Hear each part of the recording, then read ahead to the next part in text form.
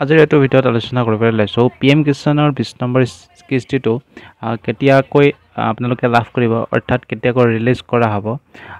এই ভিডিঅ'টোৰ মাধ্যমেৰে ইনফৰমেশ্যন কিছুমান আগবঢ়াবলৈ চেষ্টা কৰিছোঁ। যদি আপুনি PM কিষাণৰ এজন হিতাধিকাৰী হয়, যদি আপুনি PM কিষাণৰ ৰেজিষ্ট্ৰেশ্যন কৰি থোৱা আছে, আপুনি PM কিষাণৰ ধনসমূহ কেতিয়াকৈ লাভ কৰিব অৰ্থাৎ কেতিয়ালৈকে এইসমূহ ৰিলিজ কৰিব অৰ্থাৎ আপোনাৰ বেংক একাউণ্টত বা কেতিয়াকৈ সোমাব, সেই সকলো ইনফৰমেশ্যন এই ভিডিঅ'টোৰ মাধ্যমেৰে জানিব পাৰিব। লগতে PM কিষাণৰ ফাৰ্মাৰ ৰেজিষ্ট্ৰেশ্যন যিটো হৈছিলে সেইটো ৰেজিষ্ট্ৰেশ্যনৰ কাৰণে সেইটো আগবঢ়াই দিছিলে অৰ্থাৎ এই ৰেজিষ্ট্ৰেশ্যনটো কৰিবৰ কাৰণে সকলোকে কৈছিলে এই ৰেজিষ্ট্ৰেশ্যন আপোনালোকে কৰিলে নাই, যদি নাই কৰা এই ৰেজিষ্ট্ৰেশ্যনটোৰ দ্বাৰা আপোনালোকে PM কিষাণৰ যিটো 20 নম্বৰ কিস্তি সেইটো পাবৰ কাৰণে অলপ এই যিটো নেকি ফাৰ্মাৰ ৰেজিষ্ট্ৰেশ্যন আছিলে এইটো নকৰিলেই নহ'ব নেকি, অৰ্থাৎ এইটো নকৰাকৈ এইটো বস্তু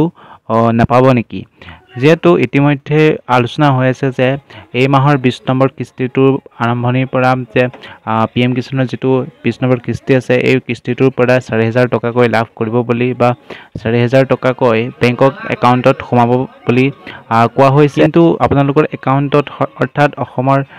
যিসকল হিতাধিকাৰী আছে PM কিষাণৰ এই সকলোৰে একাউণ্টত 4,000 টকাকৈ সোমাব নেকি, অৰ্থাৎ 4,000 টকাকৈ লাভ কৰিব জানো? এইটো সম্পূৰ্ণ এইটো অসমৰ হিতাধিকাৰীসকলে এতিয়া লাভ নকৰে, অৰ্থাৎ মধ্যপ্ৰদেশৰ ছাইডৰ যিবিলাক আছে তেনেকুৱা ধৰণৰ হিতাধিকাৰীসকলেহে লাভ কৰিব। আৰু যিহেতু ফাৰ্মাৰ ৰেজিষ্ট্ৰেশ্যনৰ কাৰণে এটা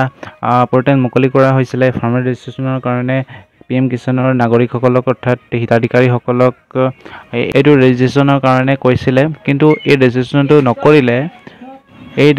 নকৰিলে আপোনালোকে যিটো নেকি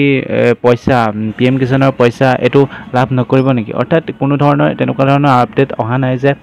এইটো ৰেজিষ্ট্ৰেশ্যন নকৰিলেই কোনো ধৰণৰ পইচা নোপোৱাতে বা বাধা আহিব বা PM কিষাণৰ যিটো ইনষ্টলমেণ্ট আছে এইটো ইনষ্টলমেণ্টটো নোপোৱাকৈ থাকিব, এনেকৈ বুলি কোনো অহা নাই, কোনো নটিফিকেশ্যন অহা নাই ইয়াতে। যিহেতু এইটো ৰেজিষ্ট্ৰেশ্যনৰ কাৰণে তেওঁলোকে কৈছিলেহে